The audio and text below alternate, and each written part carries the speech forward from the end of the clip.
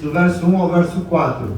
Atos 6, do 1 ao 4, de um novo momento, de um novo desafio, que a palavra de Deus nos traz hoje como igreja, como povo de Deus, aquilo que Ele deseja que entendamos em nosso coração. Atos 6, de 1 a 4, diz assim a palavra maravilhosa do nosso Deus: naqueles dias, crescendo o número de discípulos, os judeus de fala grega entre eles queixaram-se dos judeus de fala hebraica, porque suas viúvas estavam sendo esquecidas na distribuição diária de alimento. Por isso os 12 reuniram todos os discípulos e disseram: não é certo negligenciarmos o ministério da palavra de Deus a fim de servir às mesas. Irmãos, escolham entre vocês 7 homens de bom testemunhos, cheios do Espírito Santo e de sabedoria. Passaremos a eles essa tarefa e nós dedicaremos à oração e ao ministério da palavra. Até aqui. Senta no teu lugar, glória a Deus. Senta no teu lugar com alegria, glorificando o nome do Senhor, né? Graças a Deus. Prosseguimos na nossa leitura. Mas como vimos até aqui, depois da igreja constituída e impulsionada pelo Espírito Santo, essa igreja do Cristo vivo, na verdade, não sei se você percebeu, até aqui ela nunca parou de crescer, né? Desde o princípio do livro de Atos, que ela vem crescendo, e quando falo crescer aqui, não é só crescer em tamanho e números, mas ela tem crescido em autoridade, ela tem crescido em testemunho, ela tem crescido em milagres, inclusive ela tem crescido na admiração das pessoas. É uma igreja que se expande, me parece que é um movimento, onde o Espírito sopra, causa uma expansão, um crescimento, assim. E obviamente com isso nós vamos ver, no livro de Atos nós já começamos a ver, que também cresce a perseguição, né? Infelizmente é um fato, né? Hoje nós lemos na sequência, e começamos o capítulo 6, e ele confirma tudo isso, esse crescimento da obra do Espírito Santo, que estava fazendo através aí dos apóstolos, não só, mas de todos os discípulos, os membros desta primeira igreja. O texto confirma então esse crescimento, e revela uma questão hoje. Aliás, hoje nós vamos debruçar sobre 2 questões muito relevantes, e eu quero olhar para isso de uma forma mais detida, porque com o crescimento, a primeira coisa que eu quero chamar a atenção de vocês aqui, é que vem com ele a necessidade de se estruturar. E é importante que a gente pense em igreja, porque nós somos a igreja, e o nosso ajuntamento é uma igreja, né? Esse ajuntamento. E ela precisa entender como é que funciona. Então esse momento da igreja aqui nos ajuda a entender algo muito importante nessa nossa jornada. Porque quando nós ouvimos assim falar de igreja, a palavra igreja, a gente já pensa na nossa cabeça em instituições muito fortes, né? É o que a gente imagina. Por exemplo, quando você pensa na igreja católica, por exemplo, a igreja católica é uma instituição fortíssima, é uma tradição construída em torno de uma instituição muito poderosa. São poderosos, são ricos, são, aliás, mais fortes do que tudo. Essa coisa da instituição, mais forte inclusive do que a palavra de Deus. Mas se nós formos muito verdadeiros, nós vamos ver que muito menos tempo do que isso, também a igreja evangélica cresceu e na sua essência se tornou uma instituição muito forte, talvez até mais forte do que o próprio evangelho, que às vezes não é bem pregado. E aí eu quero chamar já, por que isso? Porque a institucionalização da obra é uma necessidade, precisa, mas ela requer extremos cuidados da nossa parte. E nós estamos num momento aqui da leitura que isso requer a nossa atenção. A partir desse momento, nós vamos entendendo que paulatinamente a obra de Deus sente necessidade de se institucionalizar. Essa é uma questão séria. Ela começa como um movimento. O Espírito sopra de forma veemente e as coisas saem do lugar. As coisas se movimentam. Aliás, Jesus foi um movimento. Jesus não foi uma instituição. Jesus foi também um movimento espiritual para implantar os valores do reino de Deus, para ensinar os valores do reino de Deus. Mas aqui o movimento se expande, cresce, e assim outras necessidades começam a surgir. E eu quero que você entenda isso. E com isso, o maior desafio que nós temos na vida, eu e você. Por quê? Porque todo movimento só sobrevive, e ele geralmente parece que é assim, esse sopro, levando a crescer se estruturar. Isso me parece um movimento bem natural. Senão ele define e morre. Senão ele não progride. Semana passada nós vimos Gamaliel, por exemplo, falando de alguns movimentos no tempo dele, em torno de pessoas que cresceram, mas morreram. Foi isso que nós ouvimos? É o conselho dele? Então, precisa, não sei se feliz ou infelizmente, mas precisa crescer. E o precisa crescer aqui, todo esse crescimento só será consistente se nós deixarmos apenas de ser um movimento e passar por uma etapa que eu chamaria, eu diria para você, que é a etapa de institucionalização. E eu quero chamar a tua atenção aqui, porque aí nós vamos enfrentar algo que é onde mora o perigo na nossa vida diante de Deus. Tem tanta gente aí, dentro da igreja, longe da vontade de Deus, porque não se ateve para esse perigo. Aliás, quase sempre acontece o quê? Aqui está o desafio, acontece o quê? De nós engessarmos a ação do Espírito Santo de Deus na nossa vida e na nossa igreja.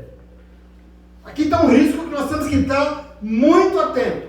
Outro dia, nós aprendemos com o Senhor que só a gente mesmo pode impedir a ação do Espírito Santo de Deus na nossa vida. Só nós podemos. A igreja pode engessar e impedir a ação do Espírito Santo de Deus no seu trabalho, porque o Espírito de Deus só age nos lugares em que Ele é Senhor soberano sobre todas as coisas. Senão Ele não é Deus, Ele não age. Assim é na tua vida, assim é na tua igreja. E hoje nós vamos pensar nessa questão da nossa igreja. A primeira igreja aqui, que foi criada por esse vento impetuoso do Espírito Santo, lá no capítulo 2 que nós vimos, cresceu bastante, e com isso não dá para continuar de qualquer forma. Não dá para ficar, aliás, com o Senhor nada pode ser bagunçado. Nada pode ser de qualquer jeito. Tudo com Deus prevê uma organização. E assim são exigidas mínimas estruturas de organização dentro do movimento. São exigidos mínimos cuidados institucionais para que ela continue a obra. Para que ela permaneça. E ela precisa aqui então tomar todo o cuidado do mundo. É muito importante. Porque é desse processo de institucionalização que ela corre o risco de se perder no caminho. Eu queria dizer para você, infelizmente a maioria se perde. Por quê? Porque ao se institucionalizar, vai criar normas. Vai começar a criar cargos, vai estabelecer relações de poder, e a igreja com isso acaba impedindo a ação do Espírito Santo de Deus, que não se amolda às necessidades de nenhuma instituição. Ele é Deus, Ele sopra como e onde Ele quiser, e nós não podemos impedir que Ele haja. Às vezes você vai num lugar, frequenta a igreja, e você, do jeito que você entrou na igreja, você saiu, não é? Não aconteceu nada. Você não ouviu uma palavra, o louvor não tocou você não chorou, você não sentiu, ninguém orou por você, ninguém te abraçou, não aconteceu nada. Por quê? Porque o Espírito não está agindo ali. De alguma forma, naquele lugar, ele foi impedido. E não é porque a gente se junta aqui que ele vai agir. Precisa ter uma legalidade. E é isso que acontece. A gente precisa entender esse Espírito e a gente não pode impedir a ação dele em nosso meio. E esse é um risco que existe. Nós aqui, por exemplo, na nossa comunidade, estamos sujeitos a esse mesmo processo. E eu quero que você se atenha, porque desde que nós começamos aqui, houve um crescimento da obra, né? Quem conhece a nossa história, talvez não crescimento nos moldes dessas igrejas e empresas que estão aí, né? Essas empresas que estão aí, nós não caminhamos nessa lógica. Mas hoje, além, por exemplo, das pessoas todas que frequentam esse lugar aqui, essa comunidade atende em torno de 150 famílias fora daqui, que não são daqui, 150 famílias que são social. Por exemplo, tem muita gente de fora dessa comunidade que tem se envolvido e ajudado a obra de Deus através de nós aqui. Por exemplo, tem muita gente aqui que quer se relacionar conosco através de mídia social porque mora em outro estado, né? Mora fora daqui, de longe, quer assistir os nossos cultos. Então veja, é necessário ações institucionais para organizar o trabalho, para que o Espírito Santo de Deus chegue na vida de todo mundo. Nós não podemos impedir isso, é muito importante. Esse momento que a igreja de Atos está vivendo. Aqui está o problema. Esse talvez o nosso também. Então ele exige todo cuidado para que nós possamos crescer, mas não abandonar esse espírito que guiou todas as coisas até este momento. Esse é o desafio dos irmãos da igreja de Atos e também o nosso. Qual é o desafio? Continuar. E óbvio, crescer se for o caso, mas criar padrões na organização, que a obra não se perca, para que ninguém fique de fora e todos e todas possam receber o Espírito em sua vida, não engessar a ação espiritual com normas, com doutrinas que servem mais às necessidades humanas, com ensinamentos que são mais institucionais, com cargos, com burocracia, que revelam conhecimentos humanos, mais do que o projeto que o Senhor quer fazer neste lugar. Ele que constituiu essa obra, ele que constituiu a obra de Deus. Então é muito comum a gente começar uma igreja pequena lá, ela vai crescendo e com pouco ela vai se burocratizando, ela vai criando doutrinas, não, ela vai se perdendo, e você chega lá, o Espírito já não age mais, ele já não fala mais, você já não vê, você já não sente. É isso que está acontecendo, é o risco que existe aqui no capítulo 6 de Atos, e nós temos que entender muito bem esse momento, ok? O texto aqui diz que a obra cresceu, é muito claro. Ele começa dizendo isso, que ampliou, e diz que os judeus de fala grega, entre eles mesmos, estavam se queixando que os judeus de fala hebraica não estavam esquecendo as suas viúvas na distribuição diária do alimento. É isso que nós lemos? Está escrito aí, né? Eu só quero que você entenda isso, porque essa leitura aqui já vai nos revelando, primeiro, como eu disse, esse crescimento, mas observe que ainda entre os judeus, né? Eles ainda se identificam, se entendem como parte do judaísmo, como eu já falei para você. Mas a obra aqui está alcançando judeus ali de Israel e judeus que a gente chama judeus da diáspora, né? Judeus que moram longe, judeus oriundos de outras regiões. E eu queria já adiantar para vocês que nesse contexto do Novo Testamento, isso é muito normal, isso é muito comum, porque a cultura grega era muito forte nesse mundo antigo. Desde o ano de 330 a.C., que foi quando eles tomaram o poder. Não sei se você já ouviu falar de um cara chamado Alexandre o Grande, né? Alexandre Magno. Esse sujeito aí, esse imperador, esse rei ali grego, ele expandiu um negócio chamado helenismo, né? E a cultura, a filosofia, a língua grega, ela se expandiu e ela é muito conhecida e difundida no mundo conhecido antigo inteiro. Tanto que o evangelho foi escrito em grego. As pessoas falavam grego, Paulo falava grego. Por quê? Porque essa cultura tinha sido implantada, ela era muito forte, era muito difícil. A obra está, aqui neste momento, a igreja está alcançando todos, e assim começou a gerar novas demandas. Isso é importante saber. Os judeus que falavam grego, que não eram exclusivamente moradores de origem israelense, eram judeus, mas influenciados pelo contexto cultural do mundo heleno, do mundo grego, reclamaram entre eles mesmos, falaram entre eles, que as suas viúvas estavam sendo esquecidas, relegadas ao segundo plano na distribuição diária de alimento. Quer dizer, se atende, já me chama a atenção que a ação da igreja aqui era uma ação que ajudava os menos favorecidos, inclusive distribuía alimento, fazia justiça entre os necessitados, né? Está claro isso, né? Diariamente distribuía alimento para quem tinha fome.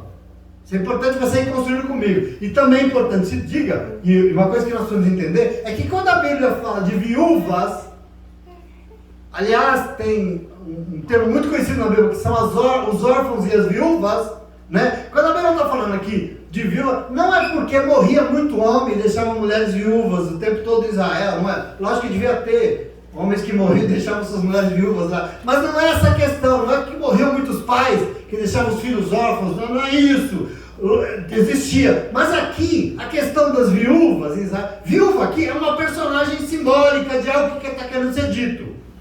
Órfãos e viúvas aqui é um personagem. Você já leu a carta de Tiago que diz que a verdadeira religião é aquela que cuida dos órfãos e das viúvas, não é? Você não pode dizer, bom, a minha igreja não é uma igreja de verdade porque lá não tem nenhuma viúva. Você não pode dizer isso, não é isso. Lá não tem órfão na minha igreja, então a minha igreja não é uma igreja, uma religião de verdade, não é isso. O que acontece aqui é que existe um personagem bíblico chamado órfãos e viúvas, eu quero que você entenda. Na tradição de Israel isso era muito sério. Isso era muito. Por quê? Porque era uma sociedade machista. E uma sociedade machista, e nela uma mulher, segundo essa sociedade, não tinha condições de gerir a sua própria vida sozinha. Ela dependia de outros para sustentar ela.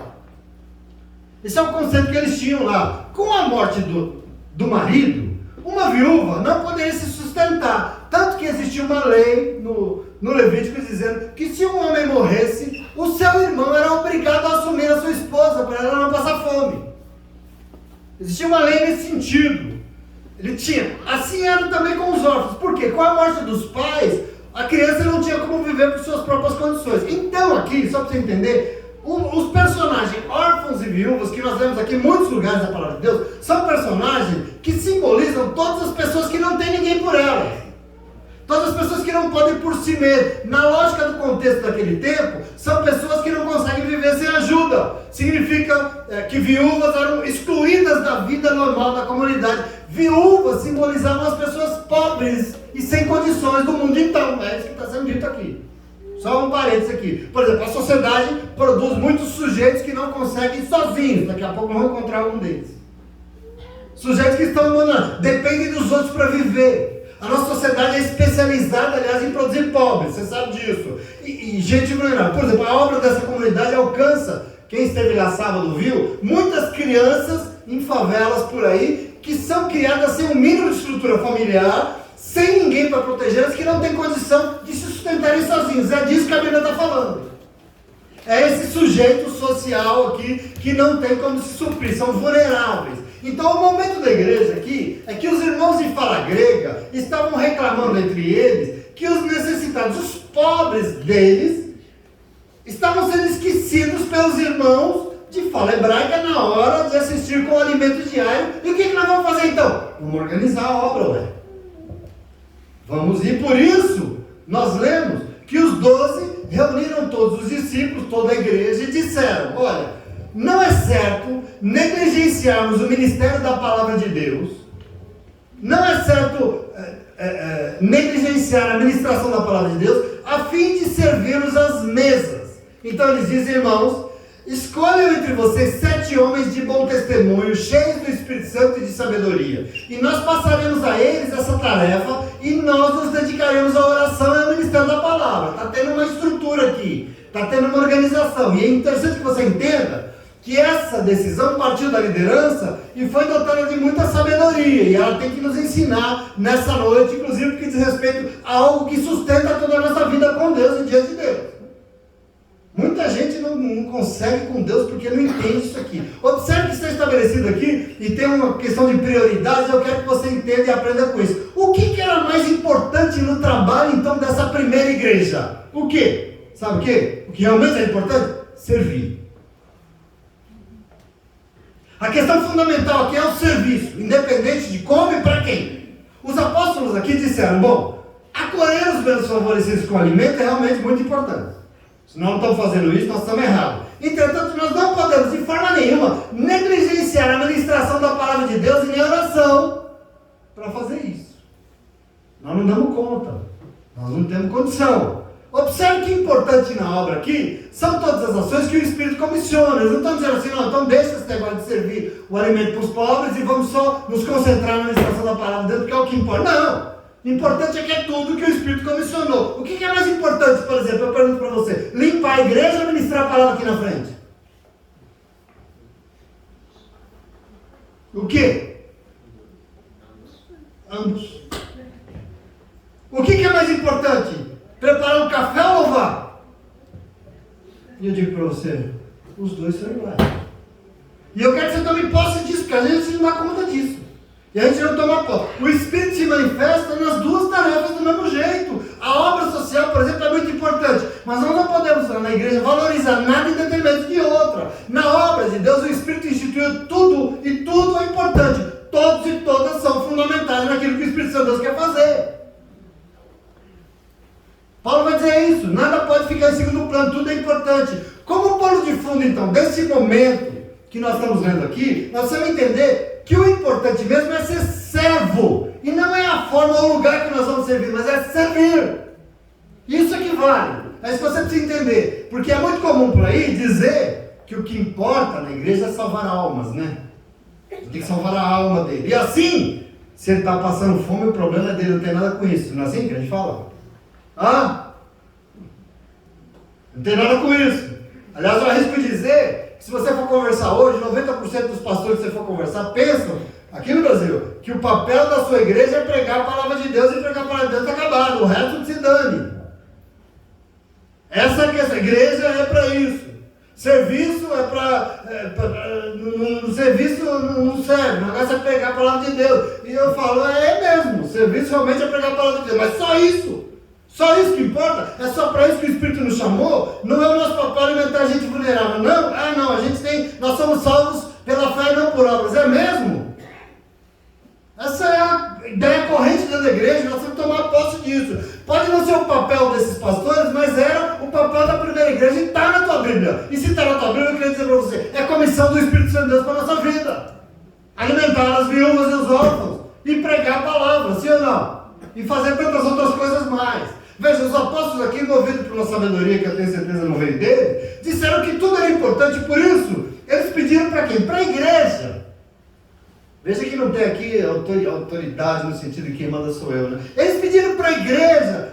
Veja que eles não escolheram, mas falaram, irmãos, escolham vocês, entre vocês, 7 homens para servir a mesa, porque nós vamos nos dedicar à ministração da palavra e na oração, porque nós não damos conta de tudo, então escolham pessoas aí para fazer isso, para nos ajudar. Não qualquer homem, mas homens de bom testemunhos, cheios do Espírito, cheios de sabedoria, que nós vamos passar para eles essa tarefa e nós nos dedicaremos a ministrar a palavra e a orar.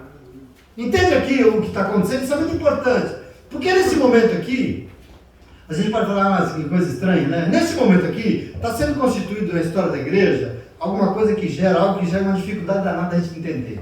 A gente tem uma confusão na nossa cabeça. Mas é muito fundamental. Veja, não foi exigido isso aqui pela igreja. Isso aqui é exigência do próprio Senhor Jesus. E eu quero que você compreenda, porque acaba de ser institucionalizado nessa igreja aqui uma prática que deveria ser de todos dentro da igreja, mas não é. E nós já meditamos aqui, por exemplo, fortemente no capítulo 2 e 4, que é parte da ação dessa primeira igreja. Todo mundo fazia, todo mundo se envolvia, mas aqui está sendo institucionalizado o diaconato. Já ouviu essa palavra? Diaconia, já ouviu isso? Você precisa compreender isso. Hoje o nosso irmão Marcelo não está aqui, mas nós temos que honrar a memória dele. Eu espero que ele ouça essa palavra. Ele é o nosso diácono. Nesse ponto da nossa leitura, cria-se a diaconia. E em grego, a palavra diaconia é traduzida na sua essência como serviço. E aqui está um segredo da nossa vida, meu irmão. Aqui está um segredo da minha vida e da tua vida diante de Deus. Diácono é alguém que serve. Foram escolhidos 7 diáconos, é alguém que serve. E é muito importante que você entenda, porque como eu disse, é daqui que depende tudo que nós vamos fazer diante do Senhor. Por exemplo, eu vou ler para você Marcos 10, 44. Jesus diz, Marcos 10, 44, Jesus diz, quem quiser ser o primeiro entre vocês, seja servo de todos. O maior entre vocês deverá ser servo. Jesus afirmou no mesmo evangelho de Marcos, capítulo 10, versículo 45, pois nem mesmo o Filho do Homem veio para ser servido, mas para servir e dar a sua vida em resgate de muitos. Quem está falando? Jesus, dele mesmo.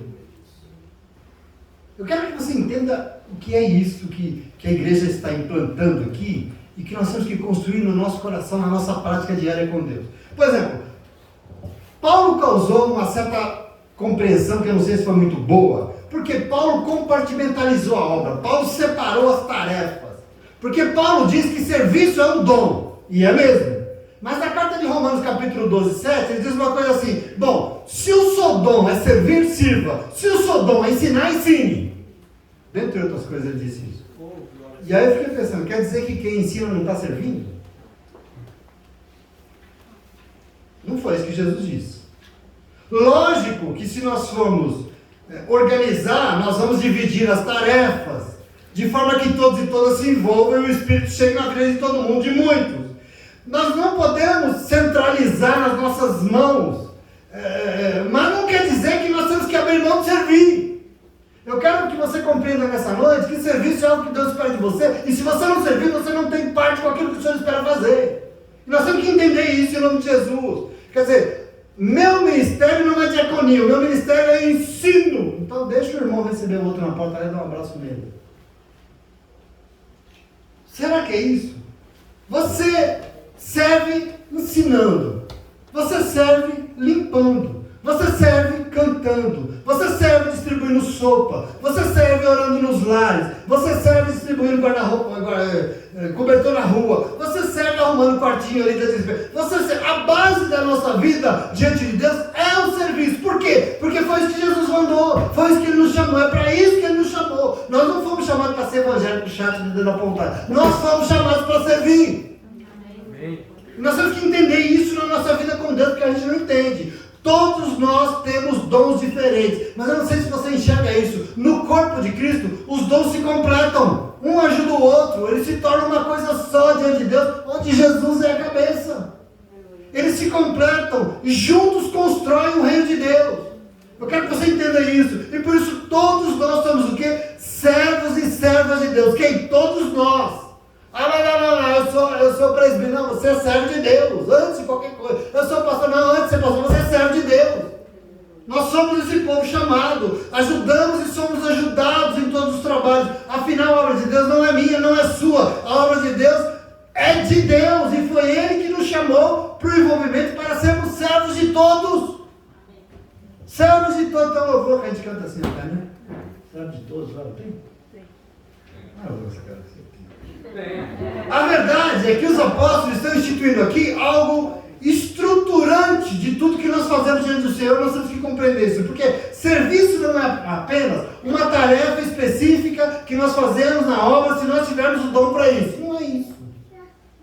Não é isso a leitura, porque serviço precisa ser visto na perspectiva que Jesus nos deixou, daquilo que Ele nos pediu, porque serviço é uma honra de ser um imitador de Jesus, porque foi o que Ele fez. É um privilégio imerecido de fazer o que Jesus fez. Fazer o quê? De servir e não ser servido.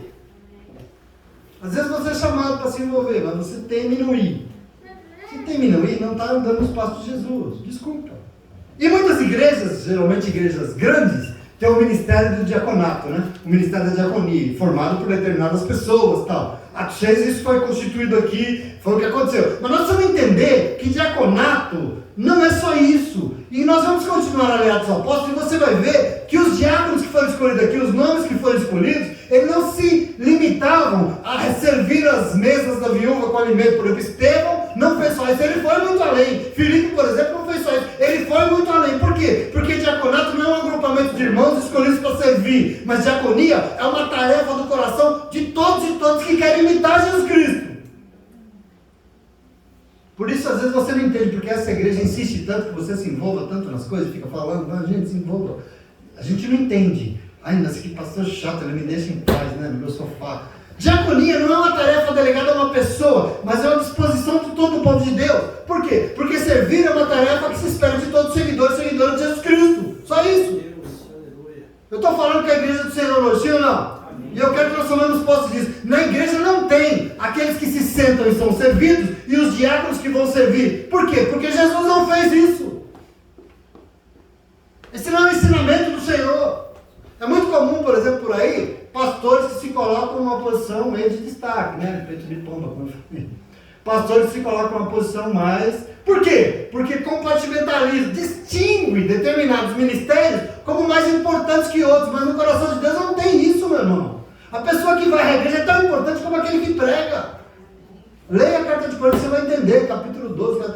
É tão importante quanto, não tem mais importante, porque quando a gente olha para Jesus, Jesus foi o Senhor dos Senhores. Ele pegou uma toalha, pegou uma bacia de água, se abaixou e constrangeu todo mundo, lavando os pés dos seus seguidores, e ainda dizendo que era isso que Ele queria ver na nossa vida. E com isso nós temos que repensar o que nós entendemos como serviço. É muito lindo, João 13 eu estou falando, a partir do verso 12, João 13, a partir do 12, olha isso, eu vou ler para você ver como é lindo. Então Jesus lhes perguntou, vocês entendem o que eu estou fazendo? É Jesus, vocês entendem o que eu estou fazendo? Vocês me chamam de mestre e Senhor, e com razão, sabe por quê? Porque eu sou mesmo. Jesus disse, eu sou. Pois bem, se eu sou Senhor e mestre de vocês, e eu lavei os pés de vocês, vocês também devem lavar os pés uns dos outros. Porque eu lhes dei o exemplo do que precisa ser feito, para que vocês façam como eu fiz. E eu digo-lhes verdadeiramente que nenhum escravo é maior do que o seu Senhor, como também nenhum mensageiro é maior do que aquele que enviou. Agora, se vocês sabem essas coisas, felizes serão se vocês praticarem. Praticar o quê? Servir, meus irmãos. Servir os outros. Nós não somos os caras que sentam para ser servido. E você precisa entender isso. Porque se a instituição igreja inventou o serviço como um ministério, entenda que para Jesus o serviço não é ministério, o serviço é necessidade de vida de um servo, de uma serva de Deus. Isso é serviço. E nós temos que entender isso. Na igreja todos e todas servem. Quem? Todos e todas. Lógico que existem muitas demandas, né? A igreja cresce, como a gente está vendo. E assim uma pessoa pode se envolver em um ministério mais do que se envolve em outro, está tudo bem. Mas não existe nenhum ministério na igreja que é de Deus que não exija serviço. Porque eu sou o líder aqui, então vai lá, tá? Isso não existe. Não é assim que funciona. Não tem essa, eu não vou abraçar o irmão que entrou na igreja para nos visitar, porque esse é papel do diácono, eu sou do louvor. Você pode achar engraçado, mas por aí eu já ouvi isso de monte. Isso existe. Por exemplo, eu não vou sair nas ruas distribuir cobertor, porque essa é a obra do Ministério de Ação Social e eu sou do Ministério de Dança. Entendeu? Não é meu papel. Eu não vou na casa da irmã interceder, porque eu não sou do Ministério da Intercessão, eu sou do Ministério Infantil. Não é minha obrigação. Está no coração das pessoas, porque não entende o que Jesus chamou. E aqui está sendo instituído. E com isso eu fico, não sei nem como eu fico, porque não dá para concordar com isso. Veja, o papel de cumprimentar o irmão visitante e dizer seja bem-vindo em nome de Jesus, de quem que é? De todos e todas, não é só de um cargo. O papel de alimentar os famintos, de quem que é? Do Ministério da Saúde, de todo mundo. É o ministério que o Senhor coloca no nosso coração. O papel de expandir o amor de Deus nesse mundo, de quem que é? De todo mundo que é amado pelo Senhor. Amém. Nós temos que tomar posse disso. O papel de orar pelos outros não é do Ministério de Intercessão, mas é de todos e todos que já foram alcançados pelo Reino de Deus. Amém. E nós temos que tomar posse disso em nome de Jesus. É por isso que você vem aqui, e se você entrou aqui como o nosso irmão Marcelo querendo um cargo, talvez você vai, a sua carta de indicação vai vencer, a carteirinha vai ficar amarela. Porque a gente não gosta muito desse negócio de dar cargo para as pessoas, e depois a pessoa se agarra no cargo e não faz mais nada. A gente chama as pessoas para se envolver. Quem quer se envolver? Todo mundo que quer se envolver. Vamos! Lógico que cada um tem o seu dom, limitado por ele. Então a gente vai sair por aí dançando com a barriguinha, né? Assim, né, Tênis? Não dá para dançar, né? Então cada um, mas querido, o nosso trabalho eu não posso dançar, eu oro por elas, eu aplaudo, louvo o nome do Senhor pela vida delas. Tem as suas que prestam atenção aqui, não tem cargo por isso. Aqui não, a gente não chama, eu não quero chamar a atenção para isso, que é muito importante, porque hoje isso é um mal que tem consumido a vida de muita gente dentro da igreja. Eu já fui amigo de pessoal da igreja, pessoal abençoado, gente de oração, gente que, de mistério, que recebeu um cargo na igreja. Eu não conseguia mais falar com a pessoa direito. Até um dia eu falei, cuidado com aquilo que colocaram no teu coração, irmão. Eu já vi isso dentro da igreja. Isso é um mal que tem nos consumido, querido, mas em nome de Jesus. Porque as pessoas acham que porque frequentam o culto também, já está tudo bem, mas não está não. Isso aqui é outro problema que nos assola, que é um horror. Não adianta ser um frequentador, meu irmão. Eu quero que você entenda isso, o que está sendo constituído aqui, o que o Senhor nos chamou, essa fala de Jesus. Não adianta ser um ouvinte do culto. Por quê? Porque o nosso chamado não é para ser servido, é para servir. Oh, glória a Deus. Se eu quiser comprar um ingresso para um show, eu vou lá e vou ser servido por uma banda. Se eu quiser comprar eu vou ser servido por uma orquestra. Mas aqui você não foi chamado para ser servido, você foi chamado para servir. Então não adianta sentar e ser um ouvinte, não. O Senhor tem compromisso com a vida de quem se compromete com o que Ele quer fazer aqui na terra. Essa é a verdade. Glória a Deus. Vocês falam, mas Deus não fala comigo, pastor. Deus não manda aquele meu marido, Deus não muda minha casa, Deus me ajuda financeiramente. Deus não é... Mas você está tendo compromisso com aquilo que o Senhor quer fazer aqui? Porque o Senhor está chamando um povo. E todos aqueles que se colocam no caminho do Senhor, recebem dele aquilo que Ele tem preparado. E quem não se coloca? Quem não se coloca não recebe, ué. É muito simples. Então você precisa compreender isso. Igreja é isso. Fazer parte de uma igreja é fazer parte dessa missão. Não basta fazer parte de uma igreja dizendo, porque eu creio. Porque crer, todo mundo sabe, o diabo crê. Tem que se envolver com as boas obras que o Senhor de antemão preparou para que nós andássemos nela, diz a palavra de Deus. Tem a obra que tu se envolve. Tem a missão, tem o trabalho, nada. O Senhor se envolve com a vida de quem se envolve com Ele e com o que Ele quer fazer. É muito simples isso. O Senhor é amoroso e respeitoso. Ele nem entra na vida de quem não quer. E por isso, Isaías 65:13, eu li hoje, Deus distingue e assume compromisso com quem se envolve com o que Ele quer fazer na terra. Ele estava chamando o povo para uma restauração. E Ele diz assim, portanto, assim diz o soberano Senhor, os meus servos comerão e os outros não. Ele diz assim, os meus servos beberão e vocês passarão sede. Os meus servos se regozijarão e vocês passarão vergonha. Por quê? Quem é servo de Deus recebe do Senhor todo o cuidado. E eu não sei se você aceita servir o Senhor. Mas eu vou na igreja, querido, não se engane. Não se engane. O diabo vai na igreja também. A questão não é essa. E você precisa tomar posse. Essa obra que fazemos nesse lugar aqui não é necessidade minha, não é necessidade de ninguém aqui, muito pelo contrário. Aliás, essa obra é contra a nossa vontade, é contra o que a gente quer fazer. Mas ela é vontade de um Deus que nos chamou. E isso eu faço questão absoluta, porque nós não podemos crescer, nós não podemos nos institucionalizar, inventar vontades nossas que ingessem a ação do Espírito Santo de Deus. E nós não vamos fazer isso. Desculpa, nós não vamos fazer isso. Em nome de Jesus, nós temos que tomar tomar posse de. O Senhor absoluto, Ele é o Senhor absoluto de tudo o que nós fazemos nesse lugar. E tem que ser quem? Ele, só Ele. Ele é Senhor. Quem deu a ordem de ir pregar a palavra, de alimentar os famintos, de saciar a sede dos sedentos, fazer discípulos, ensinar Jesus Cristo, obedecendo a tudo, quem mandou foi o próprio Jesus. Então o que eu estou dizendo aqui é um chamado de Deus para a tua vida. Então eu não posso ficar olhando para a vida de crente, homem e mulher de Deus, que não acontece nada, que Deus parece um fantasma, que não age, que não faz, que não muda, mas também não se envolve. Ele diz que se nós fizéssemos assim, Ele estaria sempre em nosso meio. Ele estaria sempre conosco. Essa é a promessa de Mateus 28. Ele sempre estaria no nosso meio. E a razão por que insistimos para que você abra a mão da sua vida e faça, por exemplo, um dia por mês um café para a comunhão da igreja, a razão pelo qual você vem um dia por mês e algumas horas você limpa a igreja, que você saia da sua rotina confortável e faça algo na obra de Deus, não é porque a gente quer abusar de você. Às vezes eu vejo as irmãs limpando aqui, sabe que as imagens que a gente está abusando dela? Não é isso, não estou interessado. Só que eu não posso abrir mão disso. Eu não posso abrir mão disso, senão eu vou te matar. Eu não vou fazer de você um religioso legalista que não vê o Espírito Santo de Deus agindo na tua vida. Eu não posso fazer isso em nome de Jesus. É porque esse é o chamado do Senhor para a nossa vida. Nós somos chamados para servir. Nós somos todos diáconos e diaconisas aqui. O Senhor nos chamou para lavar os pés uns dos outros. Você entende isso? Lavar os pés uns dos outros. O Senhor nos chamou para ser servos de todos. E assim são todos os ministérios da igreja e todos os discípulos do Senhor que frequentam a igreja. Todo mundo. Ah, mas eu não caibo em... Como eu não cabe? Eu não tenho lugar que eu me encaixe. Como eu não encaixo? Ah, não tem lugar que eu... Sim. O papel da igreja é dar oportunidade e nós vamos dar a todos. O chamado é para servir, esse chamado é de todo o povo de Deus. Não, o povo de Deus foi chamado por Jesus. E Jesus foi servo de todos. Você tem dúvida disso? Filipenses 2, 6 e 7 diz assim, ó. Filipenses 2, 6 e 7. Que Jesus, embora sendo Deus, não considerou que ser igual a Deus era algo que ele devia se apegar, mas ele esvaziou-se de si mesmo para ser o quê? Servo de todos. Estou falando do seu Senhor.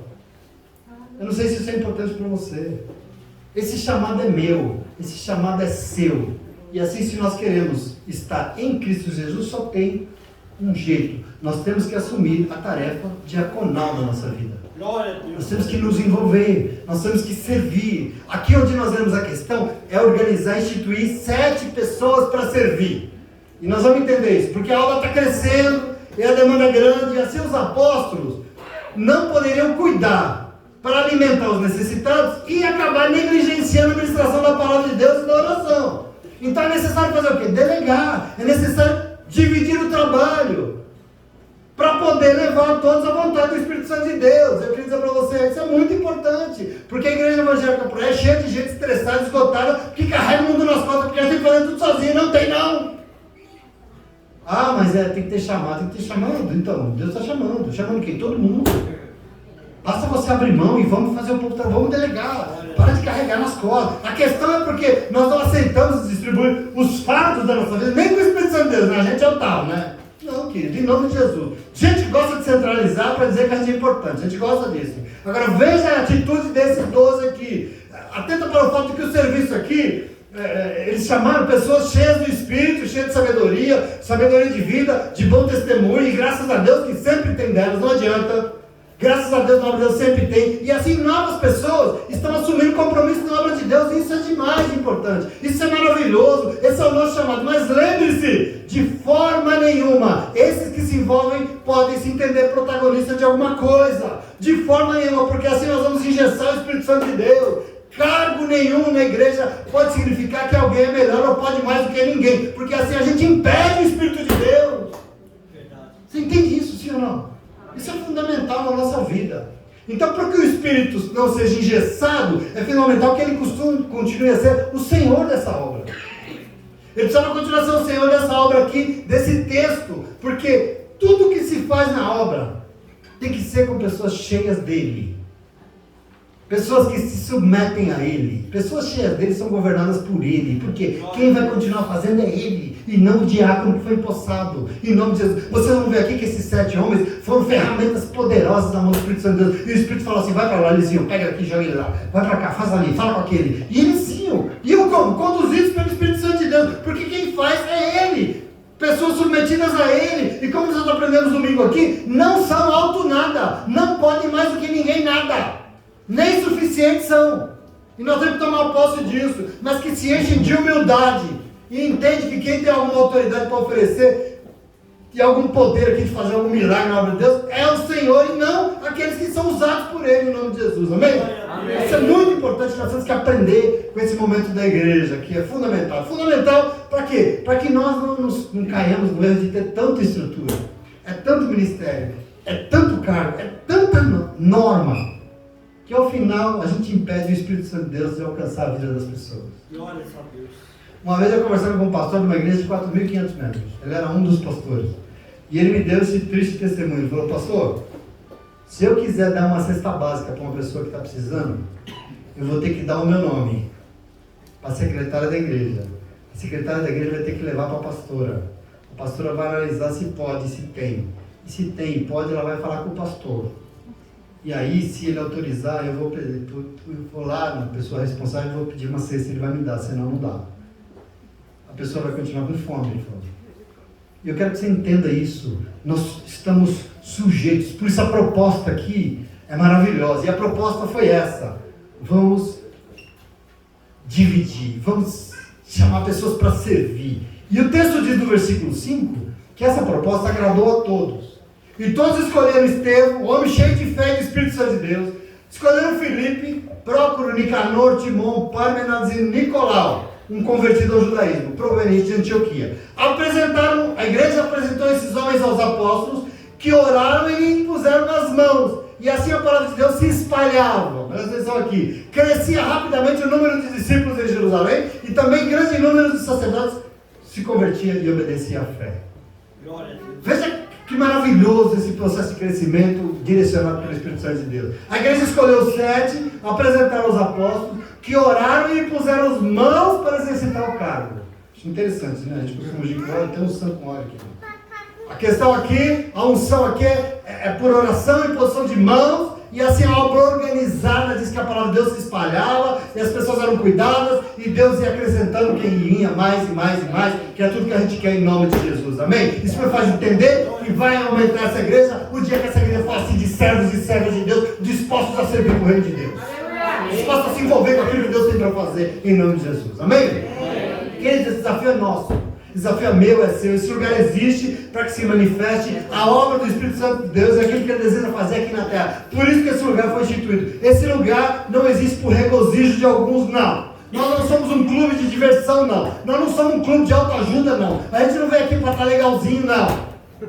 Nós somos chamados para outra coisa. Nós estamos aqui e não é para a nossa própria satisfação, não. Nós estamos aqui porque existe um Espírito que foi soprado sobre nossas vidas de forma impetuosa. E Ele nos chamou para uma obra. Ele nos chamou para mudar esse mundo. E você é ferramenta para mudar esse mundo na mão dEle. Aleluia. Você é instrumento de Deus. E você não pode impedir que Ele haja através da sua vida em nome de Jesus. Amém? Amém. E nós não vamos. Amém? Sim ou não? Amém. Nós tomamos posse de Atos 6 e nós não vamos impedir, porque nós seremos sim essa ferramenta poderosa, mudando a vida da nossa família, do nosso vizinho, do testemunho do nosso trabalho. Nós seremos essa ferramenta porque nós somos povo de Deus, chamados para servir por Jesus Cristo em nome de Jesus. Amém? Amém? Você aceita esse serviço todo? Dá um trabalho danado, mas você aceita? Aceita. Aplaude aí, vai, em nome de Jesus. Glória a Deus. Aplaude, fica de pé. Que Deus é bom. Graças a Deus.